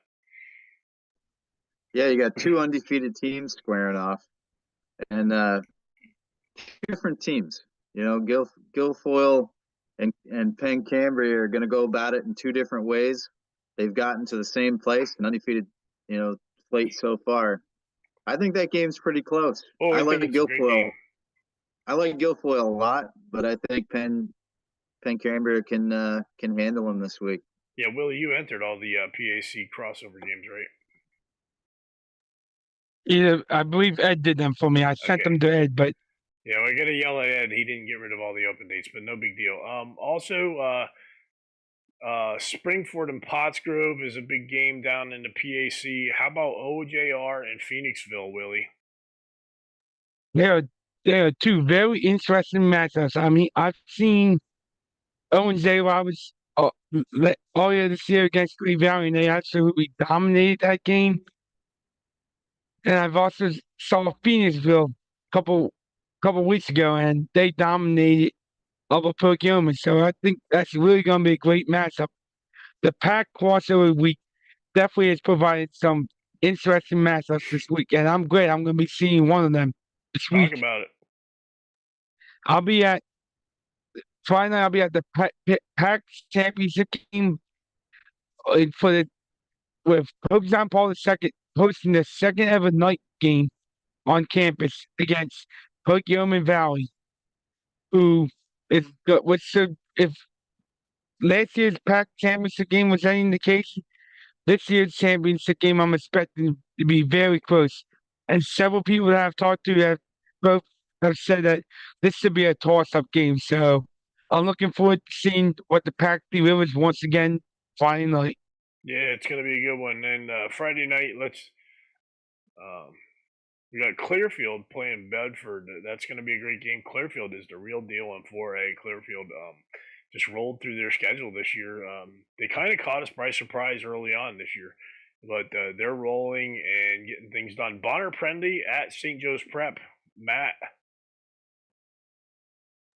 Yeah, this is a telltale game for Prendy. I mean, I got to go with the Prep, but we'll see what Prendy has. Yep. If they can hang like Roman did, I'll give them some respect. Yeah, I mean, and when we say hang, Roman lost by 28, but they look at times great. Yeah. So, these are the conversations we have in our ranking meetings that get pretty hot. Is when you lose by 28, you can still look good if you're playing the best team in the state. That's right. That's right. Unfortunately, Prep is Prep, and it's just really nothing you can do about that. They have a program down there. They're structured. Everything just runs smoothly when they need it to run. They certainly are a machine, man. No, they do things different. And Bonner Prendy has turned it around. I noticed. I know when Gabe and Fonte went in there and started that program. I remember when he took over. He instilled what they have and what they use to this day. There are very few teams that have position breakdowns on the field right following the game. And that's what they do. And I noticed Northeast is doing that, and you know who their head coach is. So he was at St. Joe, so he carried that over. So, who knows? Maybe we'll see Northeast start doing some things. But, Matt, you want to do rock, paper, scissors one time? Ready? 1, 2... I'll let you have it. Where are we going on Friday night, brother? Me and you. We're going to the cold bucket. 10,000 people are going in and 9,000 people are coming out. It's going to be huge. It's going to be a huge at Mount game. Carmel. Yeah, this is the first time since. Oh, I wish I can go to that game. Yeah, since 1995, this is the first time I feel like Shamokin has a chance to win this game. And I think there are a lot of people in Shamokin who also feel that way. So I know I'm working on a story that I'm going to put out tomorrow. I mean, the folklore you hear about this game, and I know there are rivalries all across Pennsylvania. I know Bellwood, Anderson, Tyrone have one. East and West have one. East and West have one. By the way, we have CB East and CB West playing this week too. They're all over the place, but until you experience the coal bucket game in Shamokin or Mount Carmel, it's just different. I mean, I get it. Everybody says, "Oh, it's different. Oh, it's different. Oh, it's different." I've been to Pittsburgh. I've been to Philadelphia. I've been to Scranton. I've been to Wilkes-Barre. I've been to Central PA. I've been to Harrisburg. When you go to coal region football, hey, how about it, Matt? Yeah, I mean, on a regular night, a game at Mount Carmel at the Silver Bowl is awesome. Every game starts with a parade down Main Street.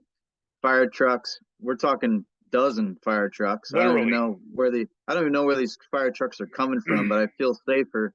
They don't retire them. They save them for the there. parade. They don't retire them. They just save them. They put it in the parade garage. We'll hold on to it. Yeah. So you got the band, cheerleaders. You know, all the fans are out there watching the parade. You got fireworks. You got a laser show now. You got a new scoreboard. The winningest team in Pennsylvania. And that's just a regular game at Mount Carmel. And by the way, grass field, old school football. It's definitely community based, and it's just an awesome experience. And now you throw into it the coal bucket game where Shamokin thinks they got a great chance to break that 27-year streak now. So actually 28 years, I guess. Wait, Matt, did you say grass field? That's right. It's grass field, brother. They got it all. And while you're there, if you're real lucky, you get to watch a motocross race up in the coal mine right behind there, because they fly around right there in the coal mines, right behind the stadium. It's amazing. The Silver Bowl is. I'll add this too. One of the best concession stands in the state. Everything's homemade. They got homemade pierogies and Italian wedding soup, man. You can't beat it. It's awesome food there, and they feed the crew, they feed the staff, so we're happy there. Shamokin does the same thing. Shamokin always has a big buffet up in their press box, so it's awesome. But what a game! I'm so excited to be there. And then on Saturday, Matt and I are headed to an explosion. Yeah, I mean, my number one place for Saturday football. Why I'm missing? It's like going back in time. Leather helmets, 2-bar face mask. It's old school football, man. You walk into that stadium and you're transported back 70, 80 years. Yeah, we got and they got a monster game against Lampeter Strasburg this week. It's for all the marbles too. It's for seeding. It's for the number one seed in District 3. It's for the championship in the LL in their division and in their league. I mean, it's for all the marbles. Why I'm missing every year seems like they're a bridesmaid, never the bride. They get right there and then they fail to cross the finish line. Maybe this is the year in 4A they crossed the finish line, but they got to get past a very impressive Lampeter Strasburg team who has a great defensive line. I'm going to say the defensive line is what allowed to happen against Twin Valley, because the defense just kept creating problems for the Twin Valley offense. So another big game on Saturday. We got Freedom and Liberty, the battle of the Christmas City, man. The Christmas battle. There it is. You know, I mean, it doesn't get any bigger than that. That could muddle things up. You know, if Liberty pulls off the upset with Freedom, and you know, let's say Emmaus pulls an upset, we could see like all kind of situations in the EPC where, I mean, there's just so much on the line in the EPC, and I love that conference, man. I do. I mean, you know, Cody lives down there, he covers it for us, and Tori, I'm jealous of those guys because they're right there in the middle of 8 great football teams. And what's really interesting about some of these conferences, like you'll some of these districts, you'll see like a 2-8 team sneak into the playoffs, or 3-7 team. But take District 1 for example. Like Chester's one of the top teams in that district. Yeah, they're the 9 seed, and I think what are they, 7-1, 8-1? 8-1. I mean, you lose a couple games in one of these districts, and you're out of the playoff. Yeah, that's what Exactly. I don't mind at all. People complain about it. I'm just like, that puts more importance and more emphasis on winning all your games. Not to change the subject right quick, Matt, quick question for you. What do you think of that Chester team? Do you think they can make a nice run? You're asking the wrong guy, because I'm going to tell you no. And I know everybody wants to get high in this Chester team, and they're super talented. There's no question. They're very well coached. There's no question about that. But that District 1, it's so loaded. I know they played Imhotep well. I think it was a 3-4 point game right down to the end. Yeah, but I just don't think they have enough guns to get it done in District 1. And not to mention, it's a juggernaut down there. I mean, look at the teams you got to get through. You got to get through Strathaven. You got to get through Garnet Valley. You got to get through Upper. The teams just like Westchester Ruston. I mean, you got to get through a gauntlet just to get to the state playoff round. I'll get on my soapbox about District 1, and this is going to break Willie's heart. District 1 has not won a state title since 2004, Lansdale Catholic, all right? Not going to break my heart. And in the past 20 years, even though the champion of the district pops out into the semifinals of the state playoffs, they've only sent 4 teams to a state final, and they've lost them all. Cheltenham was the closest. I think they lost by 3 or 4 points a few years ago. And 3 or 4 seconds. Until I see a District 1 team win a state title, or even make it to the state finals, I mean, I just can't talk. I can't get excited about Chester. That's the 9th seed in the district. And those are just facts. Those are just facts. And you can tell me all you want about District 12 and how tough it's been to beat District 12. But Pine Richland did it twice. BVA did it. Lebo, Penn Trafford. I saw Allegheny, Coatesville choke against them. What was it? 2018, or 2017. Coatesville played St. Joe's Prep, had them beat until the end of the 4th quarter, and gave it up. So there's another District 1 team that had a chance and blew it. So I spent a lot of time in District 1 this year, and I loved it. There's some great matchups, but everybody looks good when you're playing each other until you get out of that district. Yeah, we're gonna make you an honorary member of District 1 committee. I think I just blew it in the past minute and a half. But and then after that Lampeter Strasburg Wyomissing game, we're going to close the evening out at 3:00 with Roman Catholic visiting LaSalle College. That's going to be that's going to tell us a lot. That's going to tell us a lot. That's going to be a huge tall-tale game.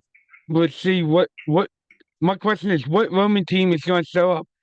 Is it the team that was dominant in the early part of the year and then struggle to get that at times show greatness against the Prep, or what's going to happen? Yeah. I mean, so Roman had some great moments last week against the Prep.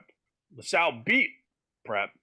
Will Roman have those great moments against LaSalle? Will LaSalle fold? So boy, I'll tell you what, just a great week of football coming up. Rivalry week, ladies and gentlemen, brought to you by PAFootballNews.com. We'll be out on the sidelines all over the state of Pennsylvania covering these games. We got Dontrell watching them from afar down below.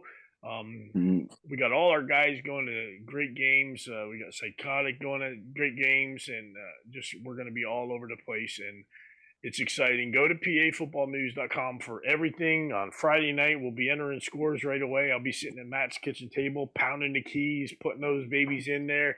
Matt's provided a bed for the night, and then we're going to head out to Wyomissing in the morning. But I'm excited about that. Spend some more time with my buddy Matt, good friend of mine. I'm so glad he's on the website. Folks, this broadcast is brought to you by, and I'm going to run down our sponsors real quick here. Brought to you by Ville Billies.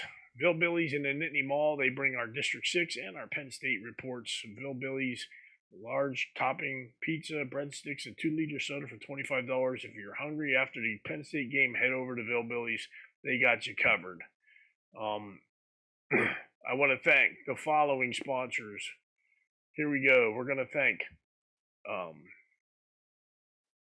as soon as I get a chance, we're going to thank Coach Com. Coach Com is running the contest on our website right now. You can win $500. You just go to our website and find out how. It's easy. All you got to do is read an article or two, and you can win $500. So Coach Com, check them out. Got to thank Advanced NIL for being a sponsor. If you're a college athlete or a future college athlete, you need to know about NIL. Go to advancednil.com. Quick Cuts is your alternative to Huddle. Check them out. Their prices are better. Their cameras are better. Check out Quick Cuts. Circle W Sports keeps this website rolling, keeps it built, keeps it online. And speaking of online, Black Bear Fiber and Center West keep us online here in Center County and Central Pennsylvania. If you need internet, go to centerwest.com. Want to thank the Funding Zone, of course, for being a sponsor on our website. The Funding Zone, without them and their Blast program, a lot of teams would not be able to make a lot of money. Got to thank Snappies and JJ Powell for being a website sponsor. Snappies convenience stores here in Central Pennsylvania are second to none. They're right up there with all the other big markets. And JJ Power Pro, you're going to need them real soon. It's about to get cold, so you want to talk to them. And finally, I want to thank again, I want to thank my friend at Victory Sports and Fitness, Rob Oshinsky, for being a sponsor. Rob, thanks for being a sponsor of our website. You're going to be there Friday night. You're sponsoring our game coverage that night. So, Rob, at Victory Sports and Fitness, they do a great job of keeping you in shape. Guys, thanks for being here. I appreciate all the stuff that you're doing on. Closing statements. Jason, are you still there? Do I got a closing statement for us?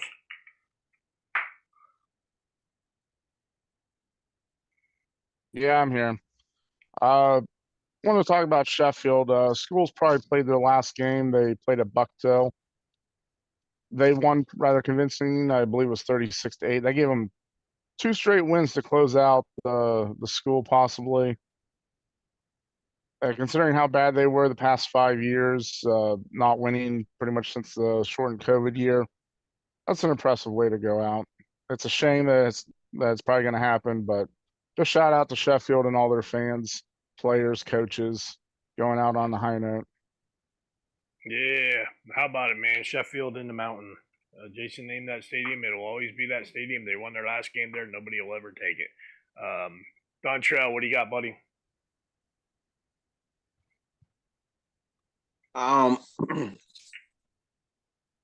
Friday night, just thinking it's gonna be a lot of interesting football Friday night, and it's gonna be. I just feel like this District 3 playoff run is about to be one for the ages. I think so too. I just think it's gonna be a lot of interesting football. A lot of teams are gonna be, you know, a lot of games we think that is going to happen the way it's supposed to happen. We're going to be surprised. So I'm just excited for not only District 3, but I'm excited for PIAA and all across the state as well. So I'm just looking forward to some great football. Take it away, Lindsay. What do you got? I'll be at the Northern Tiers Endless Mountain Sports Complex in Towanda watching the bronze helmet game between Wyalusing and Towanda. If Wyalusing loses, they're out of the playoff. If Towanda wins, they go into the districts as a second seed. Please go watch a high school football game. It's the greatest sport on earth. Matt. Yeah, this is I can't believe it's the last week of the regular season. We're winding down the year already. But looking forward to this week and the playoffs coming up. If you haven't been out to a game yet, this is the week to do it because you're running out of weeks with good weather. So get out there, see a game, support your local team, or don't be afraid to travel away from home too and check out some other football around the state. I hear that, man. I hear that. Definitely don't be afraid to get out there in this weather and check it out. Finally, for me, I'm looking forward to working with Matt again this weekend. I was going to go with you Thursday night, but I decided I'm not going to do Thursday night. I will see you on Friday, though. Enjoy your game up there with Jared. I know you'll have a blast with Jared, and you get to meet EJ. He's a great guy. He's a character and a half right there, so enjoy it. Like these guys said, get out, watch a football game. Go easy on the referees, man. We got enough problems as it is, and these kids busted their hump all year for this game. And for some of these guys, and for some of you kids watching, this is your last football game. This is the last time a lot of you will ever put the gear on again. You won't see it anymore. Cherish every last second of your last game. Whether you're up 50 points or down 70. Doesn't matter. Cherish every moment, because the guys to your left and your right, they'll be your friends for the rest of your lives. So make it worth it. Parents, aunts, uncles, fans, you really want to miss that? You want to miss a kid's last moment on the field? Nah, you don't want to do that. So get out. Don't sit there and watch it online. This weekend, go out, watch that football game live, and cheer your head off for those football players. I'm Billy Splain. For my staff that was here, for our special guest, Rich, for everybody out there watching, thanks for being here. This is the State of PA Football. We'll see you next week on a special night, Thursday night, with our 2-hour playoff special. We're going to talk about the entire set of brackets, all the way up and down, of the playoffs. So we'll see you next Thursday. Until then, thanks for tuning in. Good night.